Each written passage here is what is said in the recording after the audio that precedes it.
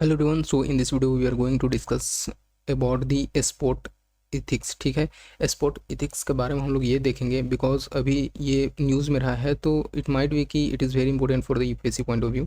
अभी अभी ने जो ये हम लोग देख रहे हैं कि पेरिस ओलंपिक में किस तरह से ये इंसिडेंट देखने को मिला है कि अभी विनेश फोगाट जो फ्री स्टाइल रेसलर हैं इंडिया के, ये इनको डिस्क्वालीफाई कर दिया गया है। ठीक है, और बस डिस्क्वालीफाई पता नहीं किस किस रीज़न से किया, but here one thing is कि इनका वेट जो था, वेट 100 ग्राम से ज़्यादा था, जो एक फिक्स रहता है। ठीक है, बेसिकली इन लोग का एक फिक्स रहता है कि आपका जो 50 kg होना चाहिए, बट इससे अगर थोड़ा सा भी ज़्यादा जाता है तो इसको डिस्क्वालिफिकेशन के अंदर कंसीडर कर लिया जाता है। तो यहाँ से यही पता चलता है, बट इसके पीछे भी बहुत सारे ऐसे रीज़न बताए जा रहे हैं कि किस कारण से इनका वेट बढ़ा, क्या रीज़न है, बट वो पॉलिटिकल हो जाएगा। ठीक है, और हम लोग यहाँ पे देखें कि हमारे एग्ज़ाम से कैसे है, क्या स्पोर्ट्स इथिक्स होना चाहिए। ठीक है, तो इस पॉइंट से हम लोग देखेंगे। और विनेश फोगाट के बारे में अगर हम लोग बात करते हैं तो ऑलरेडी 3 बार गोल्ड मेडल ला चुकी है। ठीक है, और इस कारण से इस बार भी आता, बट अभी अभी कुछ इंसिडेंट हुआ है और इनके बारे में अभी कोर्ट में हियरिंग चल रहा है। ठीक है, और अभी वर्डिक्ट आना बाकी है।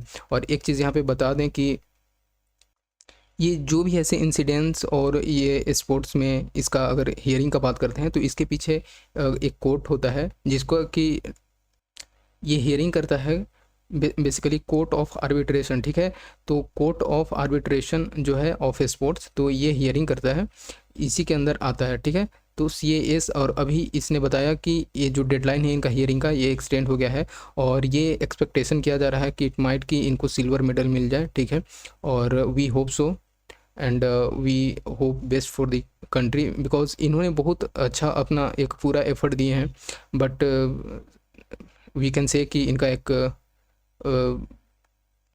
बैड लक रहा कि बेसिकली ये भी एक तरह से डिस्क्वालीफाई की पोजीशन पे हैं, बट वी होप कि सब बेटर हो। ठीक है, तो हम लोग देख लेते हैं अब अपने एग्जाम पॉइंट ऑफ व्यू से कि स्पोर्ट्स इथिक्स बेसिकली होता क्या है। So let me erase it.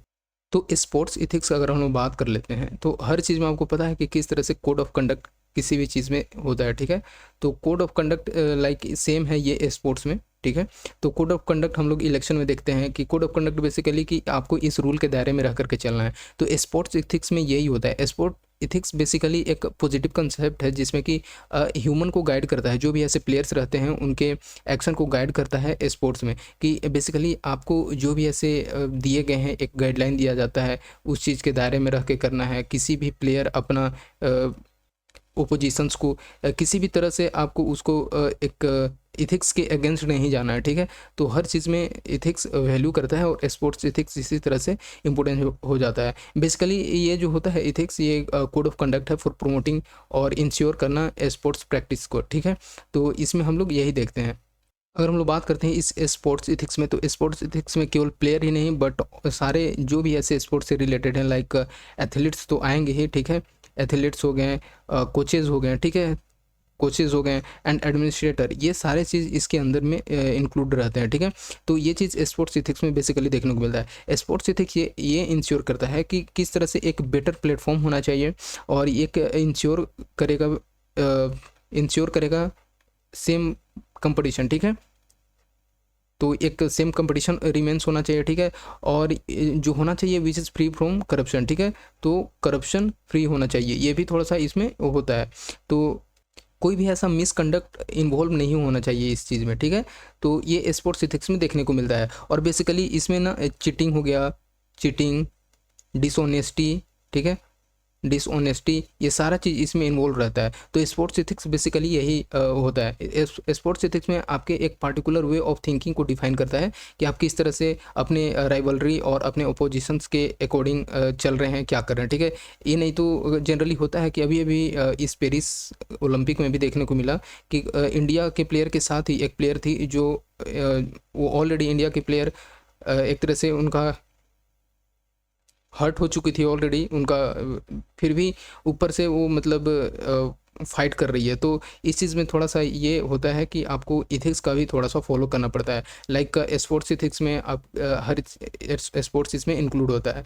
तो इसी तरह से है, जैसे कुछ इसमें आते हैं लाइक डोपिंग होता है। बेसिकली एक डोपिंग और होता है और एंटी डोपिंग होता है। ठीक है, एंटी डोपिंग एक एंटी डोपिंग एजेंसी भी है इस चीज़ को टैकल करने के लिए, देखने के लिए। डोपिंग में बेसिकली ये होता है कि कुछ ऐसे सब्सटेंस का यूज किया जाता है जिससे कि जो यूज करने के बाद अपने बॉडी में लेने के बाद वो थोड़ा सा बॉडी उसके अगेंस्ट हो जाता है, ठीक है। और जो भी चाहो वो चीज़ उस बीच में जब आप प्ले करते हो तो वहाँ पे डायरेक्टली बेनिफिट करता है फॉर सम टाइम, ठीक है। लाइक जैसे स्टेरॉइड्स हम ले लिया जाता है, इसमें यूज किया जाता है, ठीक है। एनाबॉलिक स्टेरॉइड्स, हार्मोन्स यूज किया जाता है जिससे कि जो बॉडी का एक कैपेसिटी है, ठीक है, वो थोड़ा सा बढ़ जाता है, फाइटिंग कैपेसिटी या जो भी रनिंग और इस चीज़ में है, तो उस चीज़ को इंक्रीज़ कर देता है जिससे कि आप थोड़ा टाइम के लिए आप उस चीज़ को फाइट कर सकते हो। तो इस चीज़ में ये किया जाता है। फिर ऐसे नारकोटिक हो गया, एनाल्जेसिक हो गया, ये सारा चीज़ इसमें यूज होता है, ठीक है।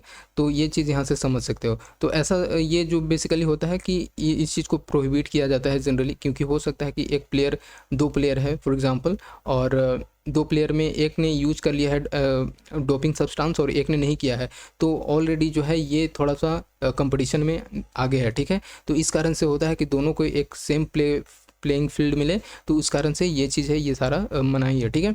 तो ये यूज नहीं किया जाएगा, प्रोहिबिटेड है ऑलरेडी। तो जैसे फॉर एग्जांपल अगर SARMS का बात करते हैं, सिलेक्टिव एंड्रोजोन, ठीक है, एंड्रोजन रिसेप्टर्स मॉड्यूलेटर, ठीक है। तो ये बेसिकली होता है कि ज़्यादातर इंडिया में अभी भी फेमस है, ठीक है। तो इस तरह से हम लोग समझ सकते हैं।